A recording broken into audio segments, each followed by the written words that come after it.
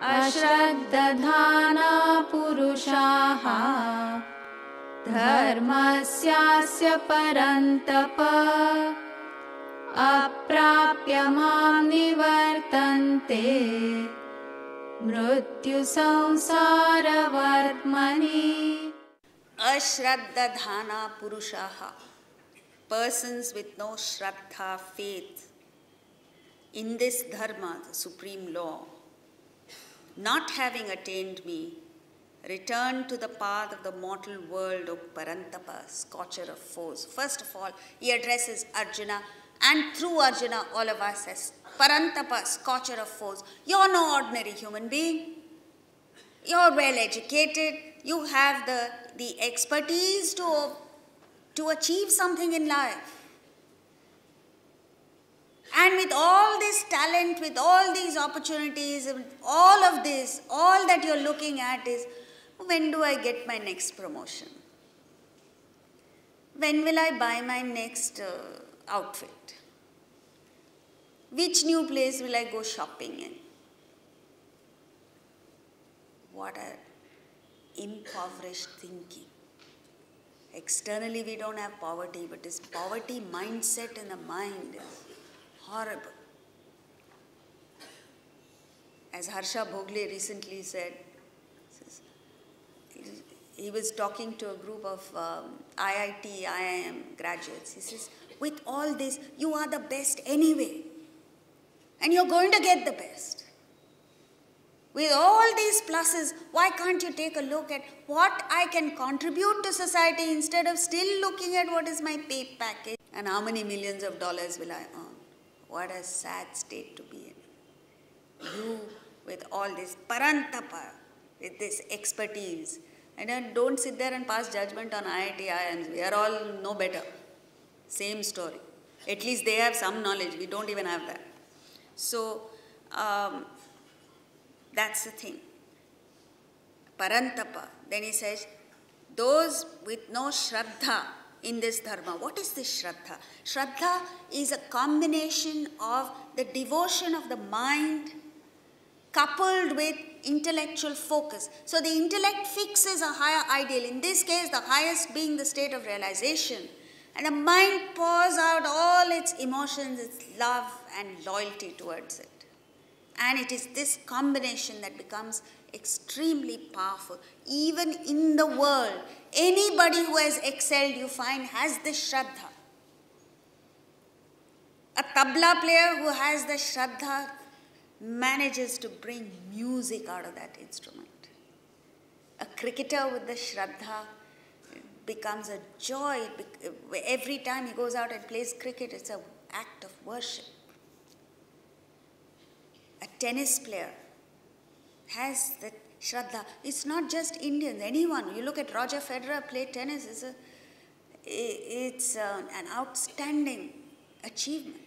You cannot achieve excellence unless you have shraddha for whatever it is that you're doing. Even if you're a carpenter, you see the difference between an outstanding carpenter and an ordinary carpenter is shraddha. You look at a housewife, a homemaker they call it now. Housewife is, what do you call it? Politically incorrect, right? Look at a homemaker and see a homemaker with shraddha does things so beautifully that even the simplest of foods, the ordinary things that she does become so exciting. A homemaker with a whole lot of gadgets and all that, but no shraddha. Nothing she does comes out well. That's the thing. So whatever it is that you do, you open a bookshop, you must have shraddha for it. You start a business, you must have shraddha for it. Even if you start an NGO, you must have a shraddha for it. Shraddha is what makes the difference. The Upanishad, that's why the scriptures lay huge emphasis on this. The Upanishad says, Shraddha, Bhakti, Dhyana, Yoga, Dabaihi. Shraddha, Bhakti and Dhyana are the three things that take you to realization. So what happens when you don't have Shraddha? When you don't have Shraddha, not having attained me, it is impossible to achieve realization. Even in the world it is difficult to achieve excellence. How will you get realization?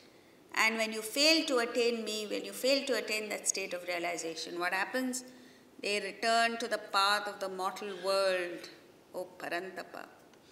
Now, Mrityu Samsara, we don't understand what it is because we're in it. It's like this, a person who's born in a prison doesn't understand what freedom is. And we're born in this prison, so we don't understand what the difference is. The prison of the body, mind and intellect. We don't understand the pain and the torture that we go through when you go through this cycle of birth and death. You go through the metamorphic changes of birth, growth, disease, decay, death. Nobody is exempt from this. So as long as and all 5 stages are painful, remember that. Birth is painful. Have you heard of any baby arriving laughing? Everyone comes crying. Growth, every stage of growth, you look at a child and the struggle it goes through just to achieve one little step forward. Just to turn over on its stomach is a Herculean task. And then going to school, the first day at school is so traumatic. It's the end of the world as far as the child is concerned. And then you go through school, and now that, we've crossed all these hurdles, you say, oh, thank God it's all over. It's not over. It's not over because you have to start all over again. And it's, once you understand the philosophy, then you realize it is not the death that is so painful, it is the rebirth that is the painful aspect. And an illumined person, an enlightened person is one who breaks this cycle of birth and death and reaches the state of freedom.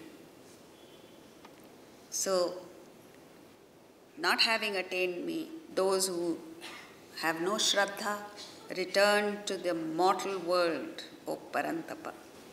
Next verse.